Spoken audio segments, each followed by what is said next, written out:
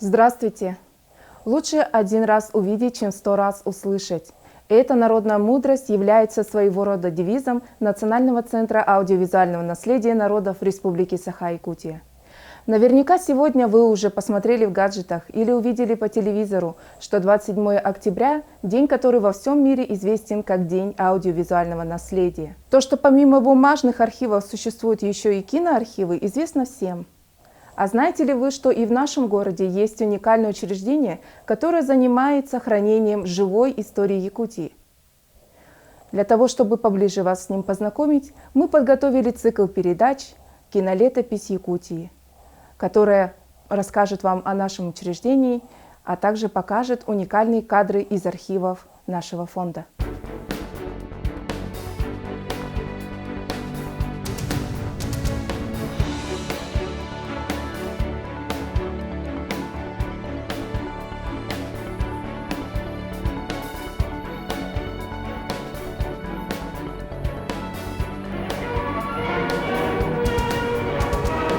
Практически нет колодца. Чтобы добраться до грунтовой воды,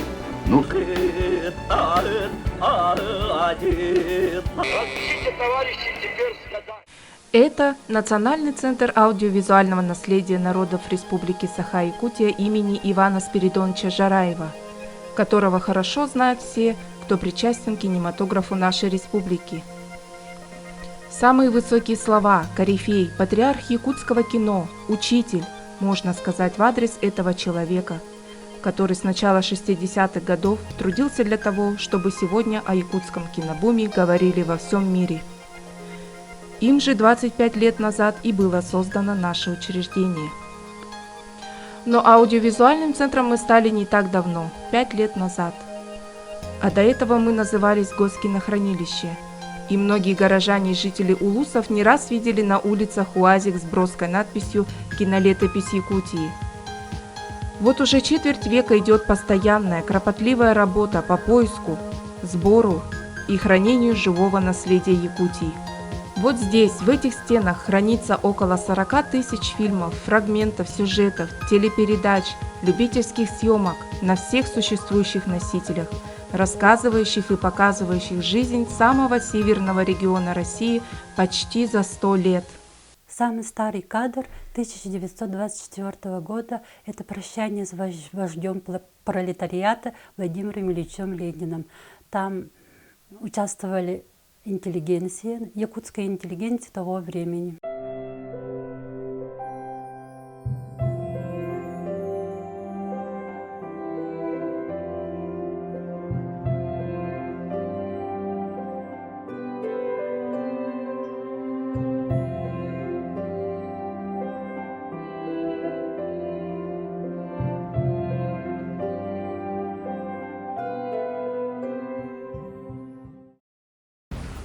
Здесь трудится 25 человек, и надо отметить, что большая часть специалистов со стажем 15 и более лет. Это говорит о том, что люди любят свою работу и не хотят менять ее на другую. Чем же им дорога работа в киноархиве? Что для них главное? Спросим у тех, кто первыми встречает наших пользователей. Так называют тех, кто по роду работы или по своим интересам пользуется нашими аудиовизуальными документами.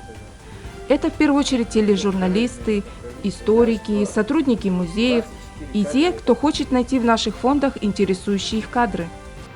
На сегодня мне, конечно, очень приятно то, что я у вас имею свой номер, свою папку, где хранятся все мной снятые кино, пленки, видео, это самое, как бы сказать, работы.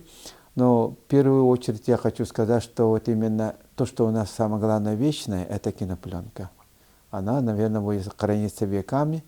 Вот. И я на сегодняшний день очень рад тому, что я имею в виду, что я причастен к такому событию истории нашей республики. Наши специалисты сориентируют вас в мире фондов и описей, помогут найти нужный материал, дадут дельные советы. Предположим, вы ищете сюжеты, необходимые для показа на юбилей вашей организации или к памятной дате известного человека, или об истории родного села или поселка, тогда вам сюда. Последние годы мы занимаемся производством и документальных, и даже вот художественных фильмов. Да? Проект, вот национальный проект Тыгындархан был завершен нашей организацией. Вот сейчас мы готовим всероссийскую премьеру в городе Москве, которая состоится 27 октября. А уже с 4 ноября этот фильм выйдет в всероссийский прокат. Кроме того, что у нас есть основной сайт нашей организации, в этой паутине электронной, у нас мы с конца прошлого года активно запустили программу на YouTube-канале. Это «Кинолетопись Якутии» она называется. Вот. Под одноименным названием мы нынче тоже договорились, уже работает, в работу вошло, это вот на ИСИА. Мы там размещаем наши хроникальные кинодокументы. Эти материалы имеют очень большой отклик, интерес возникает, и таким образом мы к себе притягиваем внимание, скажем, да, популяризируем наши фонды, чтобы они не лежали вот в нашем архиве просто так, да. Целый рабочий день сидеть за компьютером, не спуская глаз с монитора. Такова работа экспертов Национального центра аудиовизуального наследия. Их задача подробно описать изучаемый материал, дать ему всестороннюю оценку. Имеет ли этот документальный фильм историческую, научную, культурную и общественную значимость? Надо ли принимать его на государственное хранение? И при этом необходимо уточнить и проверить правильность рассматриваемого, не ошибиться в имени, отчестве, персоналии, в названии населенного пункта, в дате мероприятия, даже если оно происходило много лет назад. А какие кадры здесь хранятся, начиная с уникальных документов 20-х годов прошлого века?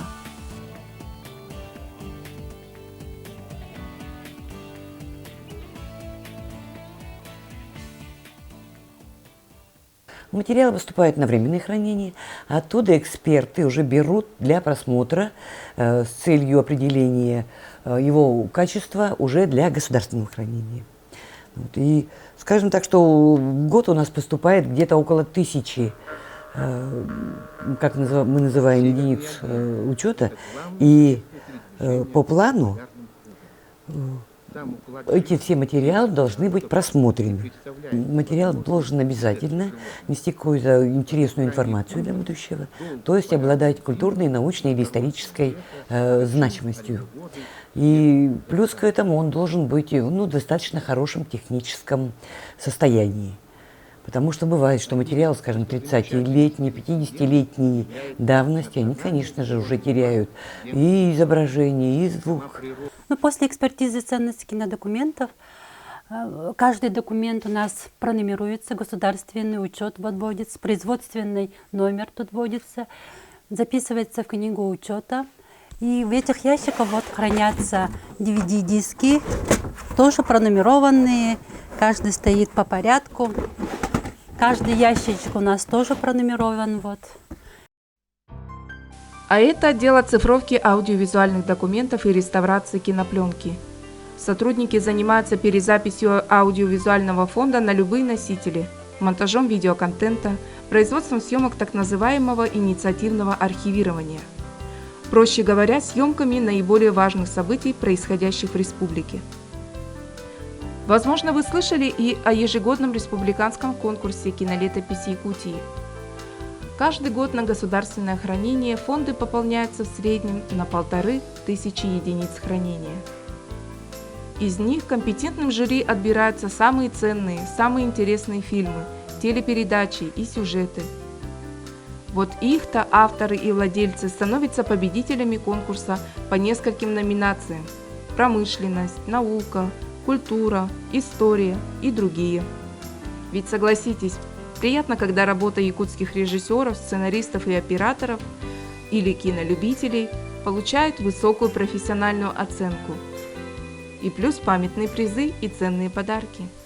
Конкурс был создан у нас практически почти 20 лет назад, и главная его цель была это действительно пополнение наших фондов. и сохранение их, потому что, как мы знаем, очень часто происходит так, что эти материалы просто теряются, пропадают, уничтожаются. Вот называется это у нас в архивистике неоправданное уничтожение. Действительно, это же страница истории, которая уже не восстановится и не вернется. Поэтому вот с этой целью мы и обращаемся к широким кругам населения, к общественности. Если у вас есть какие-то материалы, то, пожалуйста, приносите для того, чтобы они сохранились для наших будущих поколений. Те участники конкурса, которые проходят номинацию, отбор жюри, они у нас обязательно поощряются. Мы радуемся всегда встрече с такими людьми, они всегда могут рассчитывать и на нашу поддержку, ну и, естественно, мы стараемся их поощрить ценными подарками. А еще здесь музей кино. Он действует без малого 20 лет. Сколько посетителей с восторгом рассматривает киноаппаратуру прошлого времени. Под треск кинопроектора так интересно слушать о тех, кто много лет назад возил кинобанки с фильмами в самые отдаленные точки на карте Якутии.